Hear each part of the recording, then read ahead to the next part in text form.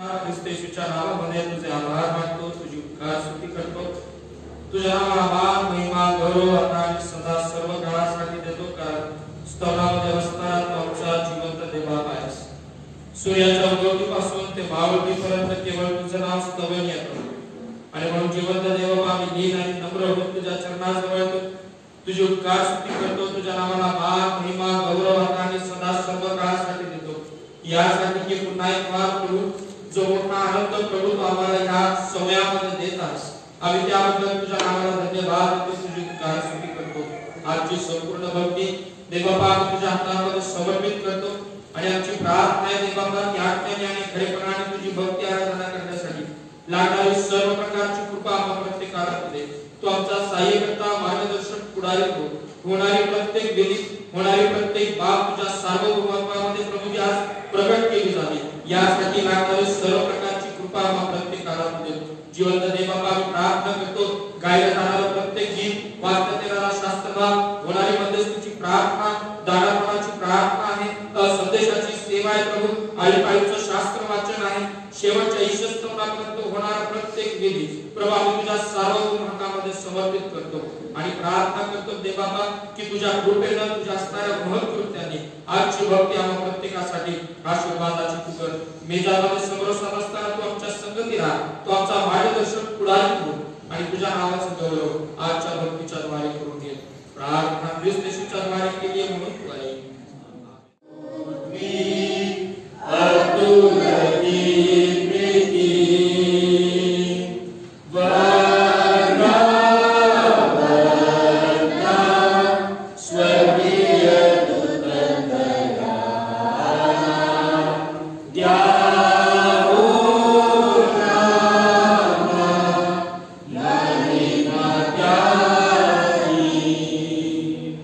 May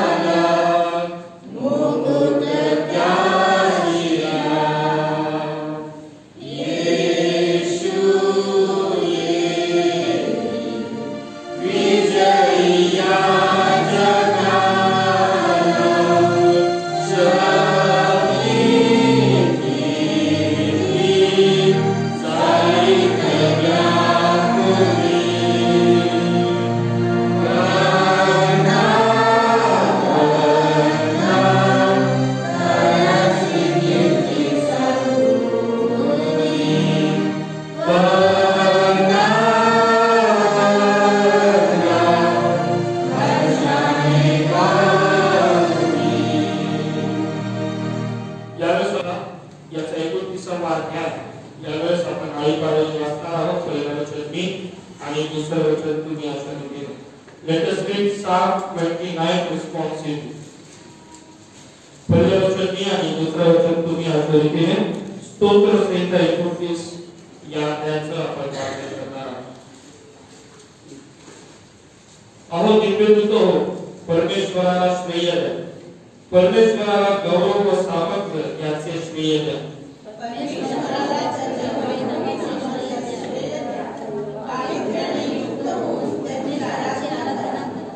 परमेश्वराचा बळी जगातून चढत आहे. प्रतापशाली देव गर्जना करीत आहे. परमेश्वर जलाशयावर आहे. परमेश्वराचा बळी प्रबळ आहे. परमेश्वराचा बळी प्रतापमय आहे. परमेश्वराचा बळी देवदारू बोलतो. परमेश्वर लबानोनाच्या देवदारूचा चक्राचूर करतो. तो त्यास वासाप्रमाणे मुसळाधार लावतो. लबानोन शिरो त्यास हवेच्या पावसाप्रमाणे मुसळाधार लावतो. परमेश्वराचा बळी अग्नी ज्वाला वेधतो. परमेश्वराचा बळी मने कंपायमान करतो. परमेश्वर काजेचे गण कंपित करतो. परमेश्वराचा बळी हरणीस गर्भगाळास घालतो आणि वनवृक्ष पर्णहित करतो. त्याच्या मंदिरात सर्वत्र महिमा महिमा असा ध्वनी तुटतो. परमेश्वर त्याला हृदयावर पावलवतो. परमेश्वर राजस्थानावर सर्वकाळ बसलेला आहे. शेवटचं वचन एकत्रित वाचू. परमेश्वर आपल्या लोकास सामर्थ्य देईल. परमेश्वर आपल्या लोकास शांतीचे वरदान देईल. बसूया. देवाची इच्छा आहे की पाच सोडावं आणि या दिवसाला धन्यवाद देऊ. तर सगळं पुढे येईल आणि परमेश्वराच्या नावाला गीतांच्या माध्यमातून स्तुती स्तोत्राच्या माध्यमातून आपण परमेश्वराच्या नावाला धन्यवाद देऊ. आपण सर्वजण उभे राहू आणि प्रेझेंट वर्शिपच्या द्वारे परमेश्वराच्या नावाला परमेश्वराच्या नावाला धन्यवाद देऊ. प्रथम गीत आपण घेणार आहोत. तेरा हो अभिषेक अमन केला आहे.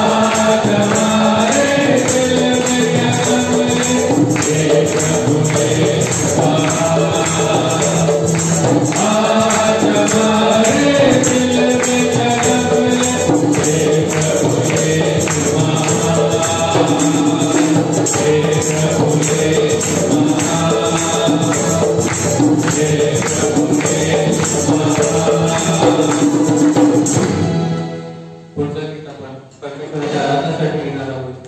पूर्व का एक तारा जो सबको है प्यारा.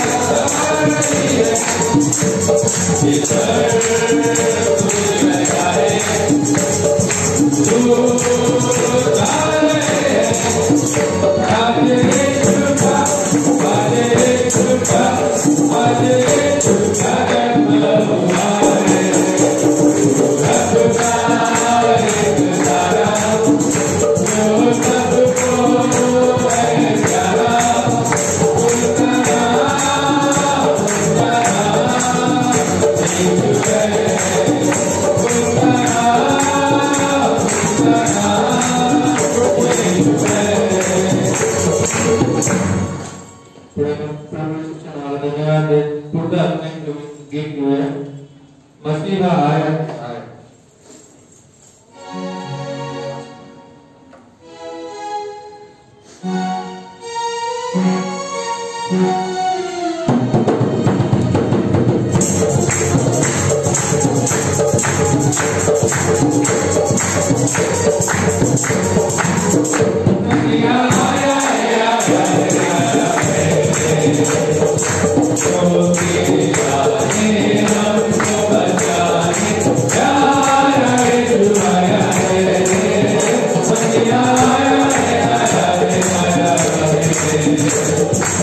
Oh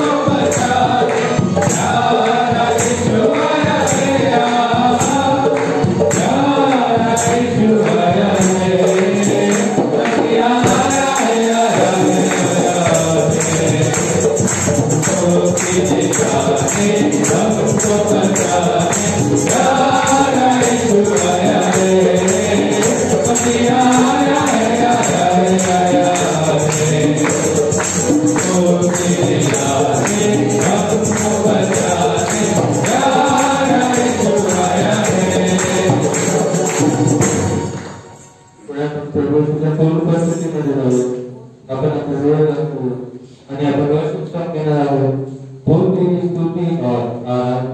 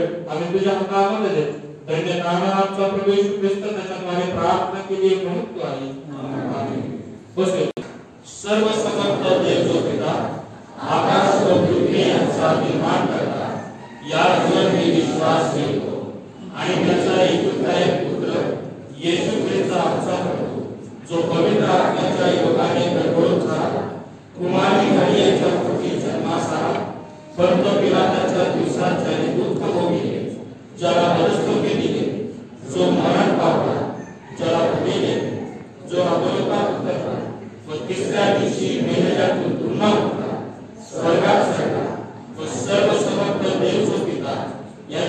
उजवीकडे बसला आहे. तेथून जिवंतांचा व मेल्याचा न्याय करायला जो येणार आहे, त्यावर मी विश्वास ठेवतो. पवित्र आत्मा, पवित्र सार्वत्रिक मंडळी, पवित्र जनांचा सहभागी व्हा, पापांची क्षमा, देहाचे पुनरुत्थान व सार्वकालिक जीवन याविषयी मी विश्वास ठेवतो. आमेन. तरी डिसेंबर महिन्याची चालू लागताच व्हॉट्सअपचे डीपी बदलले गेले. माहिती आहे तुम्हाला?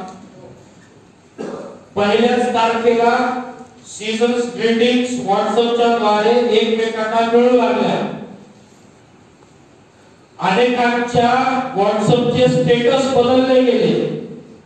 ह्या सर्व गोष्टी होत असताना घरामध्ये सुद्धा उपस्थित केला.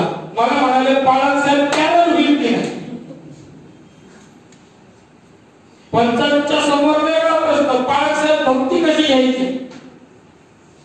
अनेकांच्या समोर ख्रिस्त जन्मोत्सवाच्या असणारे विचार, असणारे प्रश्न निराळे आहेत. पण आज आम्ही ज्यावेळेस पवित्र शास्त्राकडे लक्ष केंद्रित करत आहोत, त्यावेळेस आम्हाला हे नीट समजून घेतलं पाहिजे की ख्रिस्त जन्मोत्सव या आमच्या स्वतःच्या प्रश्नांपेक्षा, आमच्या स्वतःच्या विचारांपेक्षा ख्रिस्त जन्मोत्सव, पवित्र शास्त्रामध्ये असणारा जो ख्रिस्त जन्मोत्सव आहे किंवा जो ख्रिसमस आहे, जो नाताळ आहे, तो फार निराळा आहे. देवानं ज्या ख्रिस्ताला आमच्या जीवनामध्ये आमचा सर्वेसर्वा म्हणून पाठवलं, तो ख्रिस्त ज्यावेळेस आमच्या जीवनामध्ये येऊन ज्यावेळेस आमच्या जीवनामध्ये अधिराज्य करू लागतो. मी काही दिवसांपूर्वी इंटरनेटला काही स्टोरीज वाचत होतो आणि त्याच्यामध्ये मी म्हणतो चला ट्विन बेबीजसाठी काय स्टोरीज आहेत का आपण बघायला. अजून कळत नाही लेकरांना, पण मी शोधत होतो की जुळ्या लेकरांसाठी काय स्टोरी असतात का.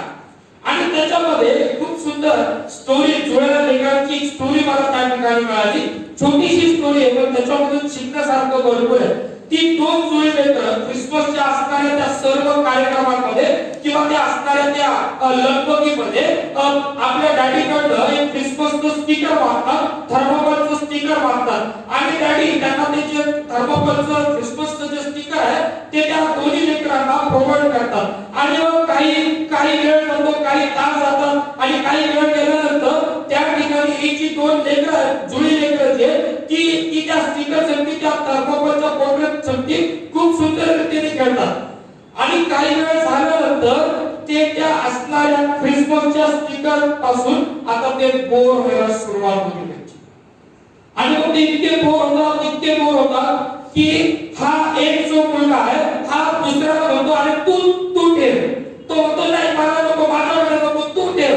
आणि असं म्हणता त्या ओढण्यामध्ये एकमेकांना देण्यामध्ये तो ख्रिसमसचा असणारा स्टिकर तुटून जातो. आणि मग ते दोघंही पळत आपल्या डॅडीकडे येतात आणि डॅडीला म्हणतात डॅडी ख्रिसमस तुटला. काय झाला? ख्रिसमस तुटला. आणि मग डॅडी म्हणतात ठीक आहे, तुटला ना, आपण त्याला परत काय करू, जॉईन करू. अनेक वेळेस आमचा ख्रिस्त जन्म सुद्धा तुटतो, मग त्याला जॉईन करतो, तुटतो, जॉईन करतो, तुटतो, जॉईन करतो.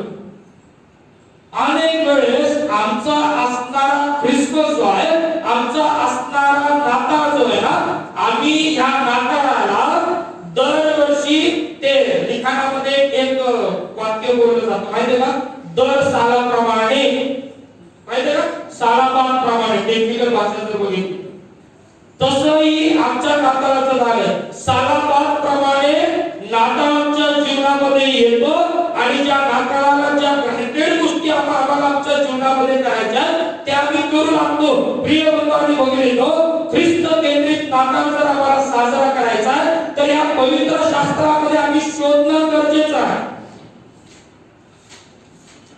आणि म्हणून आम्हाला या नाताळाच्या महिन्याची किंवा या नाताळाच्या सणाची ज्यावेळेस चाहूल लागते त्यावेळेस आम्हाला हे समजून घेणं गरजेचं आहे की ख्रिसमस मध्ये किंवा नाताळामध्ये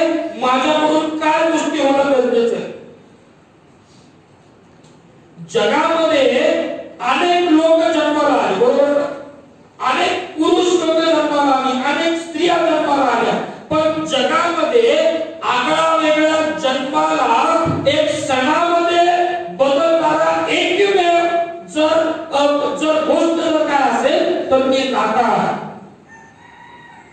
कितीतरी माणसं जन्मास येतात ना, पण त्या प्रत्येकाच्या जन्माला ख्रिसमस कधीच म्हटलं जात, त्याला नाताळ कधीच म्हटलं जात. आणि म्हणून नाताळ आमच्यासाठी काय आहे तर मरणानंतरचं जीवन अनुभवता येतं का ते तपासण्याचा सण आहे. नाताळ आमच्यासाठी काय आहे तर ख्रिस्त हा मनुष्य मात्राचा प्रकाश झाल्याचा त्या ठिकाणी ते कन्फर्मेशन मिळण्याचा सण आहे की जे आम्हाला योहान सुवर्तमानाच्या पहिल्या अध्यायाच्या 4व्या वचनामध्ये आम्हाला पाहायला मिळतं. नाताळ आमच्यासाठी काय आहे तर देवसंगती एकनिष्ठ राहण्याचा सण आहे. प्रिय बंधू, आम्ही बघितलो जे 2 शास्त्रभाग या ठिकाणी वाचले, यशायाचा ग्रंथाचा 7वा अध्याय आणि त्याच्या 10व्या वचनापासून ते 25व्या वचनापर्यंत. ज्यांनी बायबल आणले असतील त्यांनी कृपा करून आपल्या बायबलमध्ये लोकवा. ज्यांनी हा असणारा जो संदेश आहे किंवा हा असणारा यशायाचा ग्रंथ, या असणाऱ्या यशायाच्या 7व्या अध्यायामध्ये ज्यावेळेस आम्ही येतो त्यावेळेस आम्हाला हे समजून घेणं गरजेचं आहे की आहाज राजाला यशायाचा असणारा पहिला असणारा संदेश आता यशया या ठिकाणी भविष्यवक्ता जो आहे तो आता हा यशया या आहाजाला या ठिकाणी संदेश देत आहे.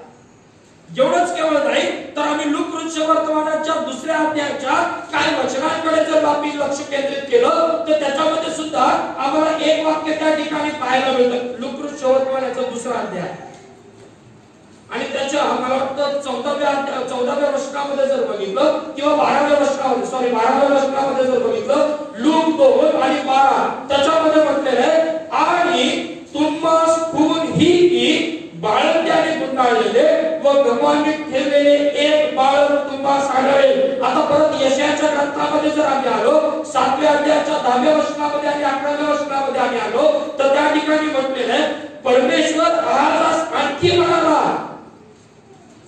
तुझा देव परमेश्वर याच वर्षी तू आपणासाठी चिन्ह माग. आणि आज नाताळ या असणाऱ्या व्याख्येवर जर आम्हाला म्हणून आणि चिंतन करायचं आहे ना तर आम्हाला या 2 शास्त्र भागाकडे बारकाईने लक्ष केंद्रित करणं गरजेचं आहे. आहाजाला यशया हा भविष्यवक्ता त्या ठिकाणी म्हणतो की तू आता परमेश्वराला एक चिन्ह माग, एक चिन्ह माग. लूकच्या 2ऱ्या अध्यायाच्या लूक वर्तमानाच्या 2ऱ्या अध्यायामध्ये जर आम्ही गेलो आणि 12व्या वचनामध्ये जर बघितलं तर 12व्या वचनाची सुरुवात काय होते आणि तुम्हास खून ही की. नाताळ काय आहे इकडे आहाज राजाला सर्वसमर्थ परमेश्वराचं वचन यशायाच्या द्वारे त्या ठिकाणी प्राप्त होतं आणि यशया आहाजाला म्हणतो की तू आता परमेश्वराकडे चिन्ह माग. इकडे मेंढपाळांच्या समोर ज्यावेळेस दिव्यदूत उभा राहतो आणि दिव्यदूत त्या मेंढपाळांना सांगतो की त्या ठिकाणी तुम्हास खून ही की. आहाजाला परमेश्वर चिन्ह, देवाचा सेवक होतो परमेश्वराकडे चिन्ह माग, मेंढपाळाला त्या ठिकाणी खून सांगितली जाते. नाताळ आमच्यासाठी काय आहे? नाताळ आमच्यासाठी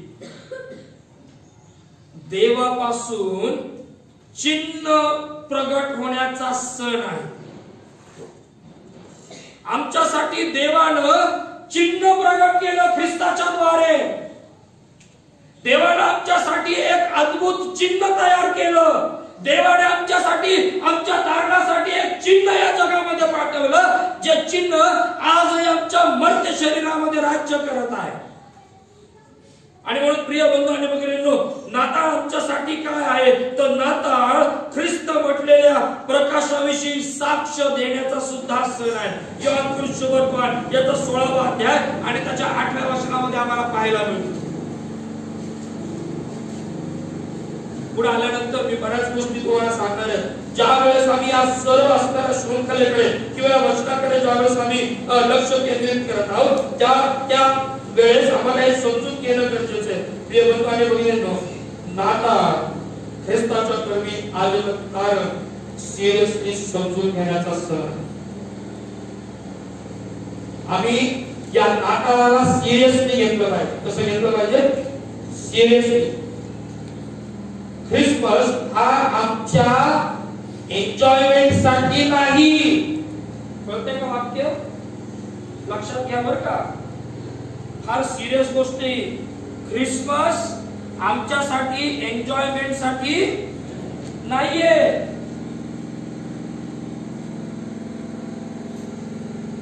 ख्रिसमस हा यासाठी आहे की त्यातून आम्ही आमच्या स्वतःला तपासावं की जो ख्रिस्त आमच्या जीवनामध्ये आलेला आहे, ज्या ख्रिस्ताने आमच्या जीवनामध्ये कार्य केलेले आहे, जो ख्रिस्त येत असताना देवानं त्यामध्ये असणारी प्रत्येक आडकाठी त्या ठिकाणी पादाक्रांत केलेली आहे, नेस्त नाबूद केलेली आहे, त्या ख्रिस्ताविषयी विचार करण्याचा सण आहे हो. आणि म्हणून आम्ही बारकाईने या वातावरणाकडे लक्ष केंद्रित करणं गरजेचं आहे. आणि म्हणून मगाशी मी म्हणतो, जगात कितीतरी जन्म झाले, कितीतरी अवतार आले, पण सार्वकालिक जीवन देणारा आणि देह धारणेमध्ये येणारा केवळ एक आणि एकच, आणि तो म्हणजे प्रभू येशू ख्रिस्त. दुसरा कोणी या जगामध्ये देह धारणेमध्ये नाही, अवतार आले आणि गेले. ओके नाही?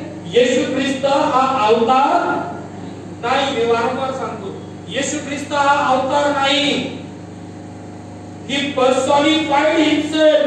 तो देह धारणेमध्ये आला, तो मनुष्याच्या प्रकृतीचा होऊन मनुष्यामध्ये तो राहायला आला. तो 100% मानव आणि 100% देव म्हणून आमच्या संगती राहायला आला. आणि म्हणून नाताळ काय आहे? नाताळ आमच्यासाठी प्रभूकडून चिन्ह प्राप्त करून घेण्याचा सण आहे. तुम्ही बघा ना, यशाच्या ग्रंथामध्ये जर आम्ही गेलो आणि यशाच्या ग्रंथामध्ये 10व्या वचनामध्ये 7व्या अध्यायाच्या 10व्या वचनामध्ये जर आम्ही पाहिलं तर त्या ठिकाणी परमेश्वर आजच म्हणतो. आता आजच का असं म्हटलं गेलं? का आजाला परमेश्वर देवाचं वचन यशाच्या द्वारे सांगतं की हे आजा तू त्या ठिकाणी परमेश्वराकडे चिन्ह माग. ते खाली अधोलोकात असो किंवा ऊर्ध्वलोकात असो. आज काय म्हणाला? 12व्या वचनात काय म्हणाला? मी मागणार नाही, मी परमेश्वराची परीक्षा, मी कशाला परमेश्वराची परीक्षा पाहू? त्याचा असणारा पॉइंट ऑफ व्ह्यू फार निराळा आहे. ज्यावेळेस आम्ही आजच्या जीवनाकडे पुढे आल्यानंतर मी बऱ्याच गोष्टी सांगणार आहे की आजच्या जीवनामध्ये काय काय झालं आणि ज्याप्रमाणे आजच्या वंशामधून येत आहे, आहाजाची वंशावळी जी आहे, आहाजाचा भाग जो आहे, या असणाऱ्या त्यांच्या असणाऱ्या वंशजेमध्ये किंवा त्यांच्या असणाऱ्या मागच्या पिढीमध्ये ज्या गोष्टी देवाला आवडत होत्या त्या कशा त्यांनी केल्या. आणि आहाज ज्या वेळेस आला, आहाजाचं राज्य ज्या वेळेस आलं, त्यावेळेस आहाजाच्या राज्यामध्ये काय परिणाम झाला, त्यानं केलेल्या प्रत्येक कृतीचा परिणाम त्याच्या जीवनामध्ये कसा झाला त्याच्याकडे आम्ही बघणार. आणि म्हणून नाताळ काय आहे तर प्रभू पासून चिन्ह प्राप्त करून घेण्याचं सण. देव आम्हाला चिन्ह देत आहे, देव आम्हाला साईन देत आहे, देव आम्हाला चमत्कार दाखवत आहे, देव आम्हाला त्याच्या असणारे प्रगतीकरण, त्याच्या असणाऱ्या वेगवेगळ्या लोकांच्या द्वारे, त्याच्या असणाऱ्या पुत्राच्या द्वारे तो आम्हाला विलीन करत आहे. नाताळ काय आहे तर प्रभूकडून आलेलं चिन्ह प्राप्त करून घे. देवानं जे आम्हाला प्रगट केलं ते जसं आहे तसं स्वीकारलं. येते का लक्षामध्ये? देवानं जे आम्हाला प्रगट केलं ना ते जसं आहे तसं, कुठल्याही प्रकारची त्याच्यामध्ये भेद मिसळ न करता आम्हाला ते स्वीकारणं गरजेचं आहे. आणि नाताळ खरा नाताळ तोच आहे, प्रभूपासून चिन्ह प्राप्त करण्याचा सण. आज आला सर्वसमर्थ परमेश्वराचा सेवक भविष्यवक्ता त्या ठिकाणी म्हणत असतो की तू परमेश्वराकडे चिन्ह माग. आज उत्तमपणाने म्हणतो मी मागणार नाही, मी परमेश्वराची परीक्षा पाहणार नाही. हे वाक्य ऐकल्यानंतर आम्हाला असं वाटतं की आज मी चांगला. ओके नाही? तो मी कशाला परमेश्वराची परीक्षा पाहू? पण तुम्ही जर पुढे जर बघितलं 14व्या वचनामध्ये काय म्हटलं? यशाया 7:14 प्रभू स्वतः तुम्हाला चिन्ह देतात. हा, कोण देतं? काय म्हटलेलं? यास्तव प्रभू स्वतः तुम्हाला चिन्ह देत आहे. म्हणजे काय काय अर्थ होतो याचा? तो स्वतःहून देते ना. परमेश्वर आम्हाला स्वतःहून त्याचं चिन्ह प्रकट करत आहे. तो स्वतःहून चिन्ह देत आहे. आणि देवानं एक चिन्ह दिलं की जे 14व्या वचनामध्ये आम्हाला समजतं. आणि त्या ठिकाणी म्हटलेलं आहे, पहा कुमारी गर्भवती होऊन पुत्र प्रसवेल व त्याचे नाव इम्मानुएल, कंसामध्ये म्हटलेले आमच्या सानिध्यात ते असे ठेवील. या असणाऱ्या भविष्य वचनाची सुरुवात की जे पहिलं भविष्य कथन आम्हाला उत्पत्तीच्या ग्रंथामध्ये मसीहाविषयी पाहायला मिळतं. उत्पत्तीचा ग्रंथ याचा 3रा अध्याय आणि त्याचं 15वं वचन, द फर्स्ट मसायनिक प्रॉफेसी. पहिलं मसीहाच्या आगमनाविषयी केलेलं पहिलं भविष्य कथन आम्हाला उत्पत्तीच्या 3ऱ्या अध्यायाच्या 15व्या वचनामध्ये पाहायला मिळतं. काय म्हटलेलं त्या ठिकाणी? आणि तू व स्त्री तुझी संतती व तिची म्हणजे स्त्रीची संतती, फक्त स्त्रीची संतती. ओके, पुढे लक्षात घ्या. मसायनिक ही भविष्यवाणी, ही जी प्रोफेसी आहे त्याच्यामध्ये म्हटलेले तू व स्त्री तुझी संतती व तिची संतती. यामध्ये मी परस्पर वय म्हणजे काय? शत्रुत्व. शत्रुत्व म्हणजे जिथं, आता समजून घ्या, जिथं शत्रुत्व आहे तिथं काय आलं? मग पुढची स्टेप काय? शत्रुत्व म्हणजे दुश्मन. दुश्मनीची पुढची स्टेप काय? युद्ध आणि भांडण. लक्षात घ्या. देव काय म्हणतो माहितीये का या ठिकाणी? परमेश्वर काय म्हणतो माहिती का? त्या मसीहाला तुमच्या जीवनामध्ये पाठवण्यासाठी मी त्या इतरांसाठी बळ घ्यायला सुद्धा तयार.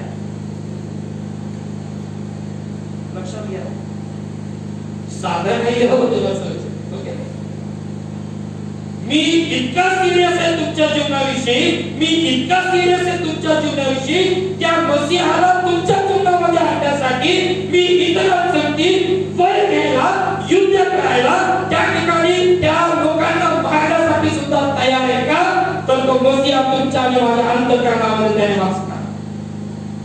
खरा काळ हा प्रिय बंधूंनो, लक्षात घ्या. नुसता नाताळ करून त्या नाताळाचा ताळच राहत नाही. आणि मग कधी कधी म्हणावं लागतं ना, नाताळाचा ना ताळ. लक्षात येतं का?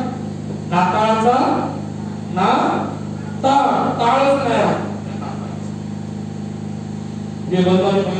या आहाज राजाला ज्यावेळेस सर्व समर्थ परमेश्वराचं वचन पहिल्यांदा यशाच्या पूर्वी त्या ठिकाणी बोललं जातं, त्यावेळेस आम्हाला हे समजून घेणं गरजेचं आहे. दुसरी महत्त्वाची गोष्ट, ज्यावेळेस आम्ही जुन्या करारामध्ये पाहतो, जवळजवळ ख्रिस्ताच्या असणाऱ्या जीवनाच्या संबंधाने पवित्र शास्त्रामध्ये जवळजवळ 44 भविष्य करत नाही. मत्तई ज्यावेळेस येशू ख्रिस्ताच्या संबंधाने लिहितो, वास्तविक पाहता जर तुम्ही नीट बारकाईने जर मत्तईतून शुभवर्तमानाचा जर अभ्यास केला तर मत्तई अनेक जुन्या करारातली विधानं, जुन्या करारातली वचनं ही मत्तई त्या ठिकाणी कोट करत असताना त्या ठिकाणी आम्हाला दिसतो. याचा अर्थ काय आहे? मत्तई यहुद्यांना त्या ठिकाणी लिखाण करते, यहुद्यांना मसीहा कळावा या दृष्टिकोनातून मत्तईचं लिखाण आहे. आणि म्हणून मत्तई मॅक्सिमम ओटी रेफरन्सेस त्या ठिकाणी कोट करतो आणि त्यातून तो हे दाखवतो की हा जगामध्ये येणारा मसीहा जो कोण आहे तो प्रभू येशू ख्रिस्तच आहे. मग आम्ही ज्यावेळेस यशाच्या ग्रंथामध्ये येतो, केवळ आम्ही ख्रिसमसच्या दरम्यान किंवा नाताळच्या दरम्यान आम्हाला 2 जुन्या करारातले शास्त्रभाग चांगले माहिती, 2-3 शास्त्रभाग. त्यातला एक शास्त्रभाग आहे मीका 5:2. ओके ना? काय म्हणतात? हे बेतलेहम एफ्राता. ओके ना? त्याविषयी तो एक शास्त्रभाग माहिती आहे. त्याच्यानंतर यशाचा ग्रंथाचा 7वा अध्याय की जो आता आम्ही वाचला, त्याच्यामध्ये म्हटलेले पहा कुमारी गर्भवती होईल, तिला पुत्र होईल, त्याचे नाव इम्मानुएल, कंसामध्ये आमच्या सैनिक देव असे देईल. त्याच्यानंतर आम्ही ज्यावेळेस यशाच्या 9व्या अध्यायामध्ये येतो.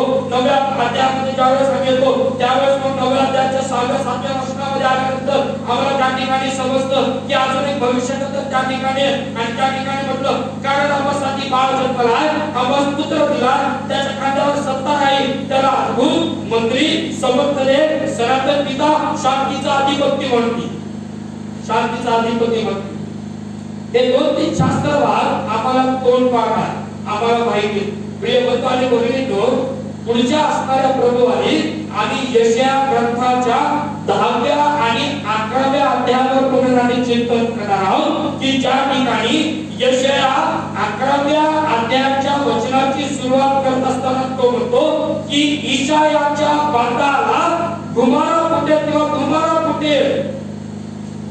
ज्यावेळेस ही भविष्यवाणी केली गेली की जी येशू ख्रिस्ताच्या संदर्भामध्ये आहे, मसीहाच्या संदर्भामध्ये, ज्यावेळेस तो म्हणतो की ईशायाच्या बुंदाला धुमारा फुटेल, त्याच्या मुळातून फुटलेली शाखा फळ देईल. आम्ही पुढच्या वेळेस हे बघणार आहोत की कसं काय देवानं या सर्व सिस्टमॅटिक गोष्टी केल्या. नाता हा केवळ शुभवर्तमानामध्येच नाही तर लक्षात घ्या. नाताळाचे रेफरन्सेस हे फक्त शुभवर्तमानामध्ये नाही. शुभवर्तमान म्हणजे किती पुस्तकं? कुठले कुठले? उत्पत्ती, निर्गमन, कुठले? मत्तय, मार्क, लूक आणि याला शुभवर्तमान म्हटलं. 4 पुस्तके जी आहेत त्यांना शुभवर्तमान म्हटलं. केवळ नाताळ हा शुभवर्तमानामध्ये नाही, त्याच्याही पलीकडे आहे. आणि म्हणून ह्या असणाऱ्या दिवसांमध्ये आम्ही पेत्राच्या पत्रामधला किंवा मग पौलाचं जे ठिकाण आहे त्याच्यामध्ये आम्ही नाताळ शोधायचा प्रयत्न करणार. त्याच्यानंतर काही संदेश आम्ही जुन्या करारामधून त्या ठिकाणी पाहणार आहोत. ज्यावेळेस 25 तारीख येईल त्यावेळेस आम्ही ह्या संदेशाकडे लक्ष केंद्रित करणार आहे. ज्यावेळेस देवदूत गॅब्रिएल देवदूत ज्यावेळेस मरियेकडे येतो आणि तिला सांगतो की तुला एक पुत्र होईल, त्याचं नाव तू येशू ठेव. आणि ज्यावेळेस त्या गॅब्रिएल देवदूताला ती म्हणती हे कसं शक्य होईल, नाताळाचा संदेश तो असेल, हे कसं शक्य होईल. प्रिय बंधू आणि भगिनींनो, नाताळ हा आमच्यासाठी एक आगळा वेगळा सण आहे. कारण देवानं त्याच्या एकुलत्या एक पुत्राला आमच्यासाठी ह्यासाठी पाठवलं की आम्ही त्याचं आमच्या अंतःकरणामध्ये स्वागत करावं, त्याला आम्ही आमच्या अंतःकरणामध्ये ठेवावं, आमच्या अंतःकरणामध्ये त्याचा वास असावा. जटिल दृष्टिकोनातून नाताळ सेलिब्रेट करण्यामध्ये काही एक अर्थ नाही. आणि म्हणून नाताळ आमच्यासाठी काय आहे तर तो प्रभूकडून चिन्ह प्राप्त करण्याचा सण आहे. प्रिय बंधू आणि भगिनींनो, ख्रिस्ताचा जन्म हा चिन्ह आणि चमत्कारांनी नटलेला. ख्रिस्ताचा जन्म हा चिन्ह आणि चमत्कारांनी नटलेला आहे. जर तुम्ही पाहिलं, जर मसीहाच्या संबंधामध्ये जर आम्ही बघायला गेलो, केवळ शुभवर्तमानामध्ये जर बघितलं, मत्तई सुसमाचाराचा पहिला अध्याय 18व्या वचनापासून 24व्या वचनापर्यंत जर बघितलं तर योसेफाला त्या ठिकाणी दर्शन दिलेलं आम्हाला त्या ठिकाणी समजतं. मत्तई सुसमाचाराचा दुसरा अध्याय पहिली 12 वचनं जर आम्ही बघितलं तर त्या ठिकाणी ज्ञानी लोकांना त्या ठिकाणी दर्शन दिलेलं आम्हाला त्या ठिकाणी समजून येतं. लूक सुसमाचाराचा पहिला अध्याय 5व्या वचनापासून ते जवळजवळ 25व्या वचनापर्यंत जर आम्ही बघितलं तर त्या ठिकाणी आम्हाला जकर्याला आणि अलिशिबेला त्या ठिकाणी सर्वसमर्थ परमेश्वरानं दर्शन दिलेलं आम्हाला त्या ठिकाणी समजून येतं. एवढंच केवळ नाही, लूक 1:26 मध्ये त्या ठिकाणी बघितलं देवानं दुधाच्या गर्भी मरियेला त्या ठिकाणी दर्शन दिलं. लूक 2:8-14 मध्ये मेंढपाळाला दर्शन दिलं. लूक 2:25 ते 28 त्या ठिकाणी आम्हाला शिमोन दिसतो की ज्या शिमोनाला त्या ठिकाणी सर्वसमर्थ परमेश्वरानं पवित्र आत्म्याच्या द्वारे काही गोष्टी प्रगट केल्या. आमचा देव आमच्या लोकांना चिन्ह प्रगट करणारा देव आहे. आमचा देव आमच्या लोकांना, त्याच्या लोकांना चिन्हाद्वारे सांगणारा देव आहे. ते चिन्ह काय? चिन्ह म्हणजे संकेत. संकेत म्हणजे संकेत करतात ना. इंग्लिश मध्ये काय म्हटलं? साइन. ओके ना. अजून त्याला सिनोनिमस काय असेल? इंडिकेशन. ओके ना? इंडिकेशन. देव आम्हाला या सर्व गोष्टींच्या द्वारे काहीतरी सांगू इच्छितो. पवित्र शास्त्रामध्ये ज्या ज्या वेळेस चिन्ह सांगितले, तुम्ही बघा नोहाच्या काळामध्ये चिन्ह दिलं गेलं की नाही? एक चिन्ह दिलं गेलं आकाशामध्ये. काय त्या चिन्हाचं नाव? कुठलं? इकडं वेगळं नाव आहे. इकडं काय? मेघधनुष्य. बरोबर? काहीतरी धनुष्य. हा? क्लिअर केलेलं असतं ना? रेनबो. ओके ना? अनेक आमचे सोबत ख्रिस्ती लोकांना हेच माहित नाही की ते कुठलं धनुष्य. अनेक लोक काय म्हणतात माहिती का? ते कुठलं धनुष्य होतं? इंद्रधनुष्य होतं. ते इंद्रधनुष्य नव्हतं. इंद्र म्हणजे कोण? इंद्र म्हणजे कोण? हो, तो पावसाचा देव आहे. ओके ना? तो पावसाचा देव आहे असं त्यांचं म्हणणं आहे. ओके ना? आणि म्हणून देवानं मेघधनुष्य दिले. त्याच्याही अगोदर जर आम्ही बघितलं योसेफाला योसेफाच्या जीवनामध्ये त्या ठिकाणी आम्हाला दिसून येतं. त्याच्यानंतर वेगवेगळ्या चिन्हांच्या द्वारे, वेगवेगळ्या प्रगटीकरणांच्या द्वारे देव त्याच्या लेकरांसाठी, देव त्याच्या समाजासाठी, देव त्याच्या असणाऱ्या विश्वासधारांसाठी आम्हाला त्या ठिकाणी बोलत आला. एवढंच केवळ नाही, निर्गमाच्या पुस्तकामध्ये मोशेला वेगवेगळ्या चिन्हांच्या द्वारे त्याला त्याचं असणारं म्हणणं त्या ठिकाणी विदित केलं. देवानं मोशेला पाचारण केलं. झुडपाचं त्या ठिकाणी चिन्ह त्याला प्रगट केलं. ज्यावेळेस तो फारोच्या समोर होता त्यावेळेस त्याच्या हातातली काठी कशामध्ये तब्दील झाली? हे चिन्ह दाखव, ते चिन्ह दाखव. आणि जर झालंच नाही तर त्या ठिकाणचं पाणी काय कर? जमिनीवर आपण जमिनीवर सांग. म्हणजे तुझ्यावर आणि त्या तुझ्या देवावर त्यांचा विश्वास बसेल. एवढंच केवळ नाही, चिन्ह देवाची इच्छा प्रगट करतात. पहिली महत्वाची गोष्ट. दुसरी महत्वाची गोष्ट, निर्गम याचा 13वा अध्याय आणि त्याच्या 9व्या वचनामध्ये जर आपण बघितलं तर अनेक सण आणि उत्सव हे चिन्हांच्या दाखल त्या ठिकाणी साजरे केले जातात. जर तुम्ही निर्गमाचं पुस्तक आणि याचा 13वा अध्याय आणि त्याचा 9वा वचन बघितलं तर त्या ठिकाणी आम्हाला फार बारकाईने समजून येईल की ज्यावेळेस चिन्ह आम्ही होतो त्यावेळेस त्या 13व्या अध्यायाच्या 9व्या वचनामध्ये जर बघितलं त्या ठिकाणी म्हटलं, हे तुझ्या हातावर चिन्ह व तुझ्या डोळ्यांच्या दरम्यान स्मारक असे असावे. परमेश्वराचा नियम तुझ्या तोंडी असावा, कारण परमेश्वराने भुजबळाने तुला मिस्र देशातून बाहेर आणले. चिन्ह आणि उत्सव आणि सण आणि उत्सव ते चिन्ह दाखल आम्हाला त्या ठिकाणी देण्यात आले. योहानचे वर्तमानाचा 12वा अध्याय आणि 8व्या वचनामध्ये चिन्ह का महत्वाचं आहे? कारण चिन्ह आम्हाला देवाच्या निकट घेऊन जातं. काय म्हणते योहान 12:8? यावेळी लोक त्याला भेटावयास गेले, कारण त्याने हे चिन्ह केले होते असे त्यांनी ऐकले. असं त्यांनी ऐकलं आणि कोणाला भेटायला गेले? प्रभूला भेटायला. बरोबर? हो ना? सो चिन्ह जे आहे, चिन्ह आम्हाला प्रभूच्या अधिक समीप घेऊन जातं. अजून एक महत्त्वाची गोष्ट, चौथी महत्त्वाची गोष्ट, कोणीतरी मार्क वर्तमान 13वा अध्यायाचा 14वा वचन पहा आणि कोणीतरी योहान वर्तमान 6वा अध्याय आणि त्याचं 14वा वचन पहा. मार्क 13चा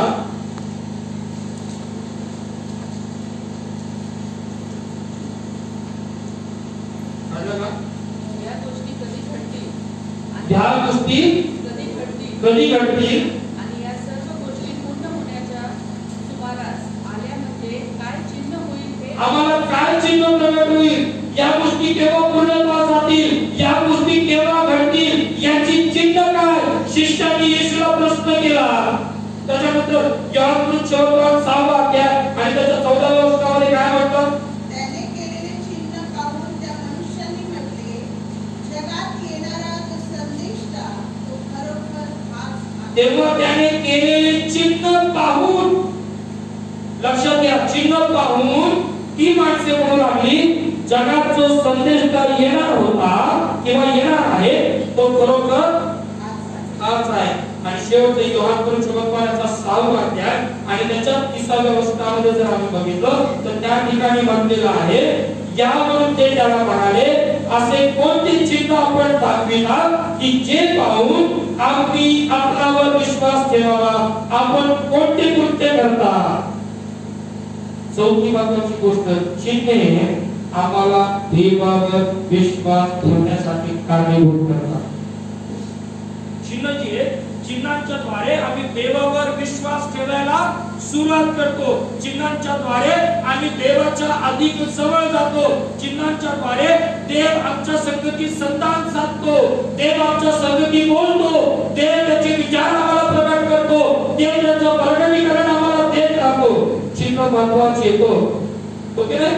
आणि म्हणून पवित्र शास्त्रातला कुठलंच पुस्तक हे चिन्ह विरहित नाही. लक्षात येते का? आणि म्हणून नाताळ का आहे तर प्रभू पासून चिन्ह प्रगट होण्याचा सण आहे. नाताळामध्ये देवाने अद्भुत अशा गोष्टी आम्हाला चिन्ह दिली. आता आहाजाला जे चिन्ह दिलं, आता मी जुन्या करारामध्ये तो यशाच्या ग्रंथाकडे आपण परत येऊ. आहाजाला चिन्ह दिली. या आहाजाच्या चिन्हाला चिन्ह ज्यावेळेस आहाजाला दिलं त्यावेळेस या आहाजाने त्या ठिकाणी वाक्य केलं आणि तो म्हणाला की मी परमेश्वराची परीक्षा पाहणार नाही, मी परमेश्वराला चिन्ह मानणार नाही. याचं कारण आता काय आहे? 7व्या अध्यायाच्या यशाया 7:1 मध्ये आपण पाहायला त्या ठिकाणी प्रयत्न करू. त्या ठिकाणी काय झालं आणि त्याचं असणारं मूळ विश्लेषण आम्हाला दुसरे इतिहास याच्या 32व्या अध्यायामध्ये पाहायला मिळतं. बरं, त्या ठिकाणी काय म्हटलं? यशायाचा ग्रंथाचा 7वा अध्याय आणि त्याच्यानंतर आम्ही जर बघितलं त्या ठिकाणी म्हटलं, यहूदाचा राजा आहाज बिन योथाम बिन उज्जिया याच्या काळी असे झाले की आरामाचा राजा सुरसी व इस्रायलाचा राजा पेकह बिन रमल्या हे यरूशलेमेबरोबर नट्यास चढाई करून गेले, परंतु त्यांची त्यावर काही सरशी झाली नाही. आरामाची एफ्राईमाशी सूट झाली आहे असे दाविदाच्या घराण्याला कळविण्यात आले. तेव्हा रानातील वृक्ष वाऱ्याने कापतात तसे त्याचे मन व त्याच्या लोकांची मने कंपित झाली. तेव्हा परमेश्वर यशायास म्हणाला, तो आपला पुत्र शार-याशूब अवशेष परत येईल. याच बरोबर घेऊन वरच्या काळाच्या नळ येथे संपतो. ते पराणाच्या शेताच्या वाटेवर आहाजास भेटावयाला जा आणि त्याला सांग की सावध हो व शांत राहा, भिवू नको. या 2 पलिकांच्या उरलेल्या धुमसणाऱ्या शेतामुळे म्हणजे क्रोधाने भडकलेले अरामी रसीद व रमल्याचा पुत्र यांच्यामुळे तुझे मन खचू देऊ नको. यशायाने स्पष्ट सांगितलं, हे दोघे जण चढाई करून येतात, यांना भिवू नको. तू शांत राहा, तुझं मन स्थिर ठेव, तू इकडे तिकडे जाऊ नकोस. तुला जे देवाने सांगितलेलं तसंच कर, देवाच्या इच्छेप्रमाणे कर. आहाजानं वेगळंच काहीतरी 5व्या वचनामध्ये यशाया 7:5 आराम एफ्राईम व रमल्याचा पुत्र यांनी तुझ विरुद्ध दुष्ट संकल्प केला आहे की आपण यहूदावर चालून जाऊन त्यास दाग घालू, तटबंदी फोडून तो देऊ आणि ताबेलाच्या पुत्राची त्यामध्ये राजा म्हणून स्थापना करू. प्रभू परमेश्वर म्हणतो. आता 7व्या वचनापासून ते लक्षात घ्या, हे सफळ व्हावयाचे नाही, हे घडावयाचे नाही. आरामाचे शिर दिमिश्क व दिमिश्काचे शिर रसीद 65 वर्षे झाली नाही, तोच एफ्राईम भंग पावेल व त्याचे राष्ट्रत्व राहणार नाही. एफ्राईमाचे शिर शम्रोन व शम्रोनाचे शिर रमायाचा पुत्र. तुम्ही भाव ठेवणार नाही तर तुमचा निभाव लागणार नाही. प्रिय बंधू आणि भगिनींनो, काय गंमत झाली माहिती का? काळा दुसरे इतिहास. आता मी तुम्हाला सांगतो गणित मोठं चुक. दुसरे इतिहास याचा 32वा सॉरी 28वा अध्याय आणि 28व्या अध्यायाच्या वर जर आम्ही बघितलं तर त्या ठिकाणी बायबल सोसायटीनं ठळक अक्षरामध्ये लिहिलेलं आहे आहाजाची बास. आता आहाजाची जी कारकीर्द आहे, आता त्याच्यामध्ये जर बघितलं हा पूर्ण अध्याय जो आहे ना, हा पूर्ण अध्याय आहाजाच्या राज्यशाही लोकशाही विषयी आणि त्याचं असणारं पारिपत्य कसं झालं आणि ज्या वेळेस या आहाजानं ज्या वेळेस प्रभू पासून आलेलं चिन्ह नाकारलं त्याचा परिणाम त्याच्या जीवनात काय झाला हा अध्याय त्या ठिकाणी सांगतो. आणि म्हणून प्रिय बंधू आणि भगिनींनो, स्पष्टपणे सांगतो, राग आला तर येऊ द्या. ज्यावेळेस देव एखादं प्रकटीकरण आम्हाला देत आहे ना, देव एखादी गोष्ट जर आम्हाला दाखवत आहे ना, की जशी आहे तशी स्वीकारायला शिका. जर ती स्वीकारली नाही, जर ती देवानं प्रकट केलेली गोष्ट जर आम्ही आमच्या अंतःकरणामध्ये रुजवली नाही, जर जे आहाजाचं झालं ते आमचं झाल्याशिवाय राहणार नाही. देव फार सिरियस आहे. आम्हाला हे समजून घेणं गरजेचं आहे प्रिय बंधू आणि भगिनींनो.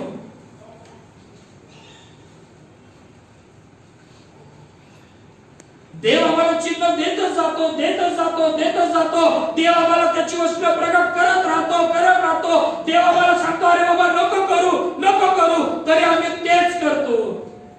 कसं काय देव आम्हाला आशीर्वादित करेल? काढा दुसरे इतिहास 28. बघा त्या ठिकाणी म्हटलेलं आहे, मी एक वाजत थोडासा वेळ लागेल पण आपण वाचूया. त्या ठिकाणी म्हटलं, आहाज राज्य करू लागला तेव्हा तो 20 वर्ष, टोटल 16 वर्षाची कारकीर्द आहे त्याची राज्याची. पुढे बघा त्या ठिकाणी म्हटलेलं आहे, त्याने यरूशलेमेत 16 वर्ष राज्य केलं. त्याचा पूर्वज दावीद याने परमेश्वराच्या दृष्टीने जे ठीक ते केले होते त्याप्रमाणे त्याने केले नाही. इथं गणित बिघडायला सुरुवात झाली. दाविदाच्या वंशातून आलेला हा 12वा राजा, बरोबर, हा 12वा राजा. आणि अशा गोष्टी असताना सुद्धा ज्या वंशातून तो आला त्या वंशाची असणारी जी मक्तेदारी होती त्याला ह्यांनी बगल मारायला सुरुवात केली. आणि झालं काय, ज्या वेळेस देवाच्या गोष्टी देवाच्या पद्धतीने देवाचा मनुष्य ज्यावेळेस हाताळत नाही, लक्षात घ्या वाक्य, देवाच्या गोष्टी देवाच्या पद्धतीने देवाचा मनुष्य ज्यावेळेस हाताळत नाही त्यावेळेस ते कठीण झाल्याशिवाय.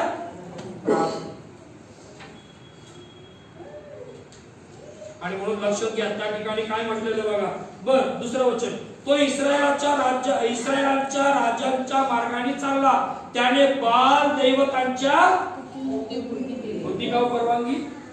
अजिबात नव्हती. पुढे म्हटलेलं आहे, त्याने हिन्नोम पुत्राच्या खोऱ्यात धूप जाळला आणि ज्या राष्ट्रात परमेश्वराने इस्रायल लोकांकडून घालून दिले होते त्यांच्या अमंगळ कृतीस अनुसरून त्याने आपल्या मुलांचा अग्नीत होम करून ती अर्पिली.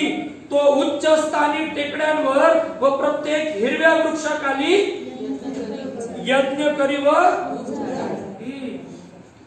आणि ख्रिस्ती लोक तसेच करत आहेत माहिती का.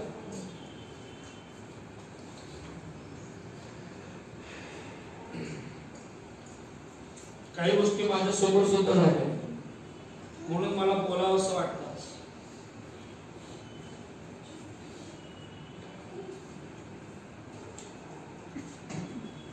असा नाताळ बनवायचा असेल तर बनवू नका करू. 5व्या वचनात म्हटलेलं, म्हणून त्याचा देव परमेश्वर याने त्या सरामी लोकांच्या राजाच्या हाती दिले. त्यांनी त्याला जिंकून त्याचे पुष्कळ लोक पाडाव करून दिविष्टास केले. याशिवाय त्या इस्रायलाच्या राजाच्या हाती दिले. त्याने मोठी कत्तल करून त्याला जेल केले. रमल्याचा पुत्र पेक याने एका दिवसात यहूदातल्या 1,20,000 वीरांचा कोणाच्या चुकीमुळे? आहाजाच्या चुकीमुळे. जिथं मैत्री करायला हवी तिथं मैत्री केली नाही. जिथं चांगल्या गोष्टी करायला हव्या तिथं केल्या नाही. ज्या गोष्टी नको त्या करायला तो गेला. ज्या लोकांची मदत घ्यायला हवी होती त्या लोकांची मदत घेतली गेली नाही. पुढे तर अजून कठीण झालं माहितीये का. ज्या एकाची मदत घेतली त्यामध्ये त्याला पार जेल टाकून टाकलं. 6वं वचन, 1,20,000 वीरांचा सहार केला कारण त्यांनी आपल्या वडिलांचा देव परमेश्वर या सोडून दिले होते. इफ्राईम आपल्या एका जिक्री नामक महावीराने राजपुत्र मासोया गणराजवारी अजनिकावर राजाचा नायक एल्काना यांचा वध केला. इस्रायल लोकांनी आपल्या भाऊबंदांच्या स्त्रिया पुत्र व कन्या मिळून 2 लक्ष पुष्कळ लुटून ती लूट शकून असलेली त्या समयी ओदेद नावाचा परमेश्वराचा एक संदेशता तेथे होता. शमूला सैन्य परत आले तेव्हा त्यास महाराज कार्तिक म्हणाला, पहा तुमच्या पूर्वजांचा देव परमेश्वर हा यहूदावर रागावला, म्हणून त्याने त्यास तुमच्या हाती दिले. तुम्ही त्या क्रोधाने त्यांची कत्तल केली की तो गगनापर्यंत पोहोचलाय. आता 19व्या वचनामध्ये इस्रायलाचा राजा आहाब याच्यामुळे परमेश्वराने यहूदास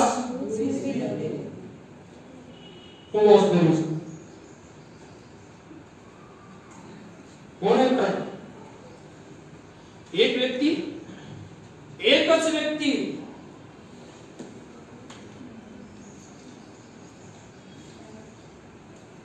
किती पाया करते पुढे म्हटलेलं आहे.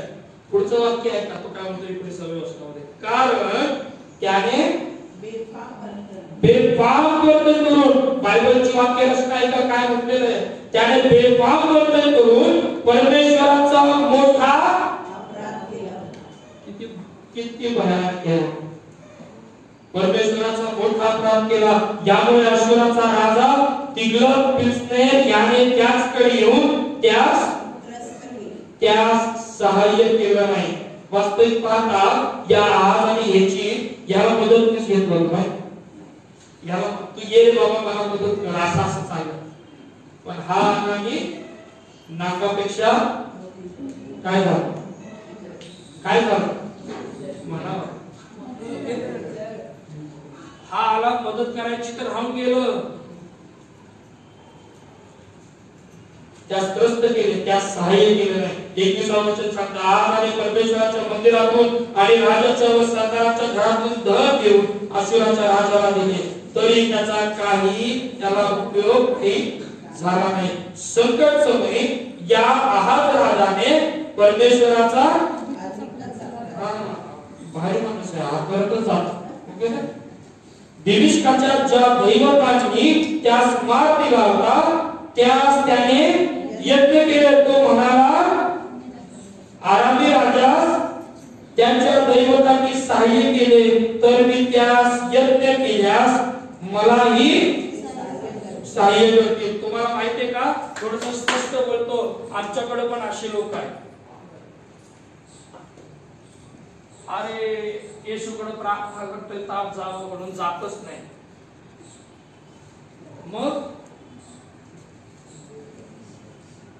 मग ते एका पिसारावाल्याकडं,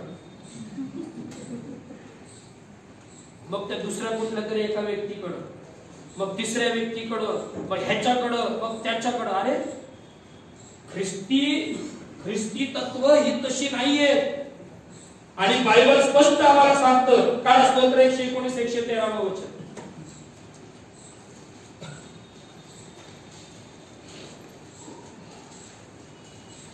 काय म्हटलेलं,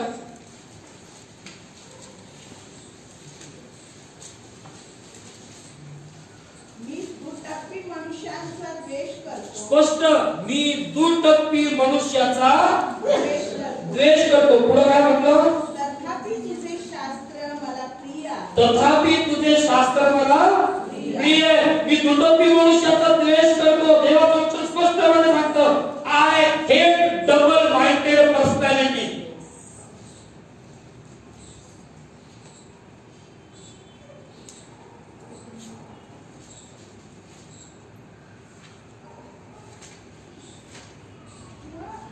प्रिय बंधू भगिनींनो, आहाज हा दुर्वर्तन करतच राहिला.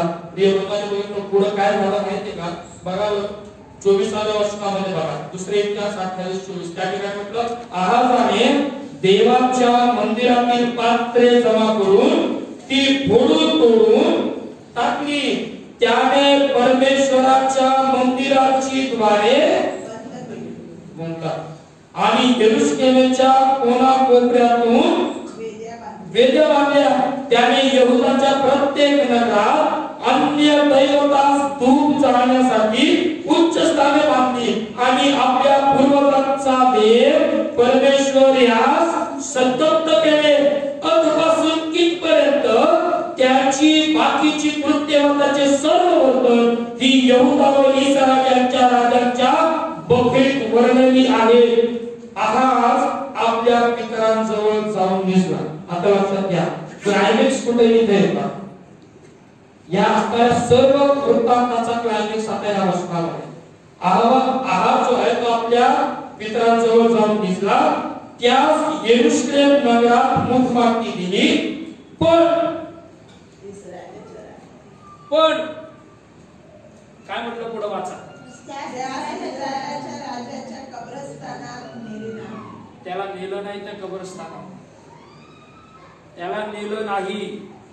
स्पष्टपणे त्याला त्या कब्रस्थानामध्ये, कुठलं कब्रस्थान, जे खास इस्रायलाच्या राजांसाठी बांधलं गेलेलं होतं, त्याच्यामध्ये त्याला त्या ठिकाणी नेलं नाही. मग त्याचा पुत्र हिजकिया हा त्याच्या जागी राजा झाला. आणि हिजकियाने पहिलं काम काय केलं, पहिल्याच वर्षी काय केलं बघा बरं. पुढच्या 30व्या अध्यायाच्या पहिल्या 2 वचनांमध्ये त्याला पहिल्या सण पाळावयास या. हो, पुढे राजा, त्याचे सरदार आणि यरूशलेमातील सर्व मंडळी यांनी विचार करून असे ठरवले होते की वलांडत सण दुसऱ्या महिन्यात पाळावा. त्यास तो त्या समयी पाळता आला नाही, कारण थोड्याच याजकांनी आपणास पवित्र केले होते व लोकही यरूशलेमात जमले नव्हते. हिजकिया 29वा अध्याय वाचा.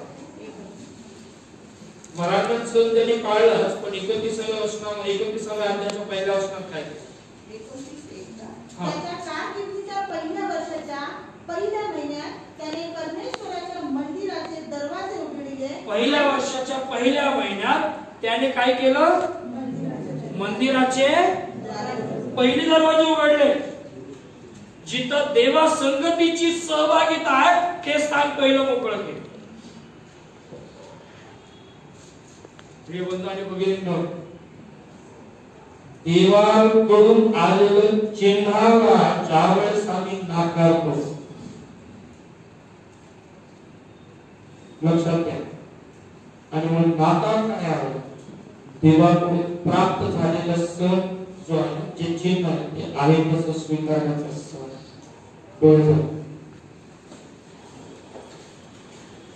प्रभू आमच्या स्वतःला लीन आणि नम्र करतो. यासाठी प्रभू आज तुझ्या वचनाच्या द्वारे तू आमच्यासाठी स्पष्ट बोलतोस. आजच्या जीवनाच्या द्वारे प्रभू ज्यावेळेस आम्ही तुझ्या चिन्हाचा आनंद करतो, तू स्वतः देत असलेल्या चिन्हाला ज्यावेळेस आम्ही स्वीकारतो, तू स्वतः प्रगट करत असणाऱ्या गोष्टींना ज्यावेळेस आम्ही स्वीकारतो, त्यावेळेस प्रभू आम्हाला कितीतरी गोष्टींना मुकावं. देवाचा खरा मोठा तो आहे की प्रभू तुझ्यापासून आलेलं चिन्ह आम्ही स्वीकारतो. मेंढपाळांनी ते स्वीकारतो, योसेफने स्वीकारतो, मरियेने ते स्वीकारतो, मागे लोकांना दिलेलं ते ताराचं चिन्ह त्यांनी ते स्वीकारलं. प्रभू अशी काही चिन्हे तू आम्हाला तुझ्या वचनाच्या द्वारे देतोस. प्रभू आम्ही त्याबद्दल तुझे आभार आणि प्रार्थना करतो देतो, तुझ्या वचनानुसार जीवन जगण्यासाठी तुझी कृपा होते. आजचा मेस आम्हा प्रत्येकासाठी आशीर्वाद प्रार्थना येशूच्या द्वारे केली म्हणून द्वारे. यावेळेस मेजामध्ये सहभागी होत असताना अनेक असे बंधू भगिनी असतील की जवळजवळ 8 महिन्यानंतर या मेजाला स्पर्श करतात.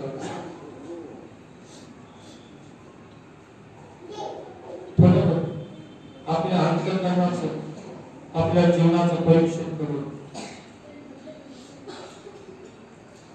त्या मध्यस्थापावर खेळलेल्या त्या ख्रिस्ताकडे लक्ष केंद्रित करून की ज्याचं शरीर त्या मध्यस्थापावर माझ्या पापांसाठी होतं, ज्या शरीरातून जे रक्त माझ्या पापांच्या क्षालनासाठी वाहिलं, त्या रक्ताची आठवण करून अजूनही विनंती आहे, जर कोणी बाहेर असेल तर कृपा करून आतमध्ये येऊन बसावं आणि मेजाच्या सहभागितेचा आस्वाद घ्या.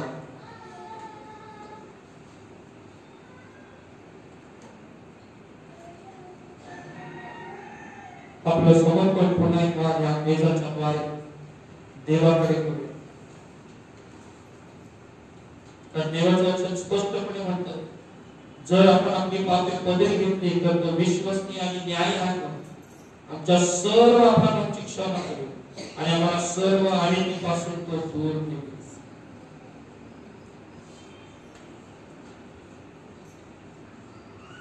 देवाचं वचन आम्हाला येण्याप्रमाणे सांगतं, कारण जे मला प्रभूपासून मिळाले तेच मी तुम्हाला सांगितले आहे की ज्या रात्री प्रभू येशूला धरून देण्यात आले त्या रात्री त्याने भाकर घेतली, आभार मानून ती मोडली आणि म्हटले, हे माझे शरीर आहे, तुमच्यासाठी आहे, माझ्या स्मरणार्थ हे करा. मग भोजन झाल्यावर त्याने त्याला घेऊन तसेच केले आणि म्हटले, हा प्याला माझ्या रक्ताने झालेला नवा करार आहे. जितक्यांदा तुम्ही हा पिता तितक्यांदा माझ्या स्मरणार्थ हे करा. कारण जितक्यांदा तुम्ही भाकर खाता व हा प्याला पिता तितक्यांदा तुम्ही प्रभूच्या मरणाची तो येईपर्यंत घोषणा करीता. म्हणून जो कोणी अयोग्य प्रकारे ही भाकर खायला किंवा प्रभूचा प्याला पिईल तो प्रभूचे शरीर व रक्त ह्या संबंधाने दूषित होईल. म्हणून माणसाने आत्मपरीक्षित करावे आणि मग त्या भाकरीतून खावे व त्या प्याल्यातून प्यावे. कारण त्या शरीराचे मर्म ओळखल्याशिवाय जो खातो व पितो तो खाण्याने व पिण्याने आपणावर दंड उडवून घेतो. तुम्हामध्ये पुष्कळ दुर्बल आजारी आहे आणि बरेच निद्रित आहेत. याचे कारण हेच, आपण आपल्या न्यायनिवाडात असता तर आपल्यावर दंड उडवला असता. ज्या अर्थी आपल्यावर दंड उडवला आहे त्या अर्थी आपल्याला प्रभूकडून शिक्षा होत आहे. अशा हेतूने की जगाच्या बरोबर आपल्याला दंडाज्ञा होऊ नये. थोडे झोपे आणि प्रार्थना.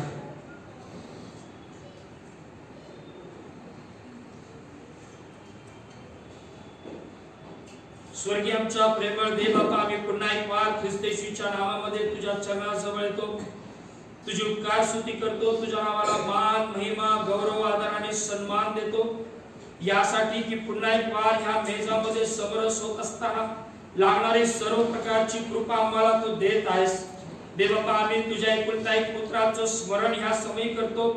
त्याच्या शरीराचं स्मरण म्हणून ही भाकर आणि त्याच्या रक्ताचं स्मरण म्हणून प्रभू हा पेला देत असताना आणि घेत असताना हा मग प्रत्येकासाठी आशीर्वादाचा तू कर आणि होऊ दे जिवंत दे बापा. यामध्ये जे आशीर्वाद तू आमच्यासाठी राखून ठेवलेलेस ते आशीर्वाद घेण्यासाठी त्या पात्रतेचं तू आम्हाला तयार कर. दे बापा, मी हा मेज आम्ही तुझ्या हातामध्ये समर्पित करतो. आशीर्वादित तू कर आणि तुझ्या नावाला गौरव प्राप्त करून घे. प्रार्थना ख्रिस्त येशूच्या द्वारे केली आहे म्हणून तू आहे. आमेन. सुरुवातीला पुरुष मंडळी समोर येईल, त्याच्यानंतर भगिनी येतील आणि ते येत असताना आपण पुढचं 426 उपासना गीतातलं संगीतातलं असणारं पुढचं चरण आपण त्यावेळेस गाणार आहोत. ही भाकर तुम्ही खाऊ शकता.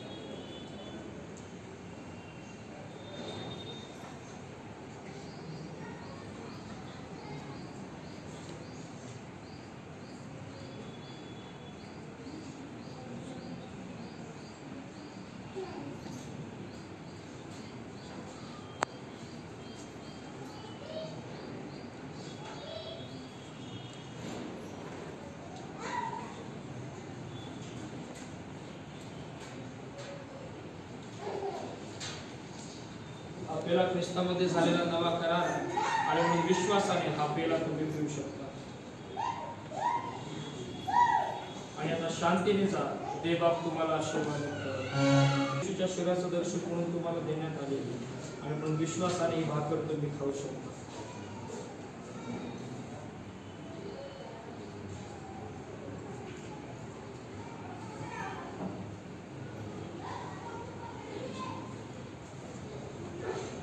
पोरं बाहेर खेळतच वाटतं.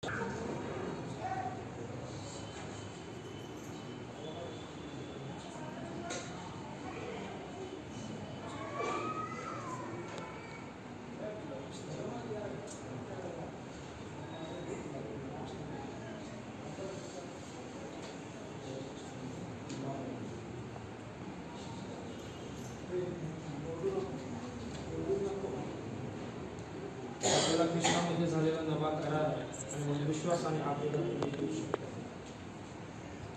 आणि आता शांतीने जा. देव तुम्हाला आशीर्वाद देतो. आणि प्रार्थना करतो तुझ्या कथे बाबा हे सांगा प्रत्येकासाठी आशीर्वादित केलास आणि तुझ्या नावाने प्रार्थना करतो प्रभू त्याप्रमाणे जीवन जगण्यासाठी तुझी दया तुझी कृपा तुझे तो आमचा मार्गदर्शन पुढे प्रभू त्याप्रमाणे या मेजाच्या असणाऱ्या सर्व गोष्टींचा तो आम्हाला जे आरोग्य देऊ इच्छितोस प्रभू आज येशूच्या नावामध्ये ते आरोग्य आणि आमच्या स्वतःसाठी आमच्या प्रियजनांसाठी आमचे नातेवाईक आमच्या आप्तेष्टजन आणि जे कोणी प्रभू आज आजाराने ग्रस्त असेल त्या प्रत्येकासाठी आम्ही येशूच्या नावामध्ये ते आरोग्य दिले करत आहोत. जिवंत देवाला आरोग्य देणारा देवा आणि याद्वारे येणार आरोग्य ते केवळ आणि केवळ तुझ्या गौरवासाठी असावं त्यासाठी तुझी दया प्रार्थना येशूच्या पायात विनंती आहे.